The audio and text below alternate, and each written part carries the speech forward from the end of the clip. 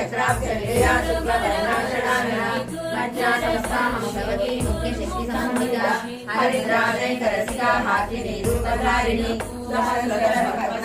सर्ववर्णोपशोभिता सर्वायुधरा शुक्लसंहिता सर्वतोमुखी सर्वौषधाभिषेकनित्यायाकिन्यर्वास्वरूपिणी स्वाहा स्वधा मतिर्वेदा श्रुतिस्वदृशकर्णमा पुण्यरीतिर्कुल्यलम् रम्यकपर्दिनि शैलसुते अयि जगदम्ब मदम्ब कदम्ब वनप्रियवासिनि हासरते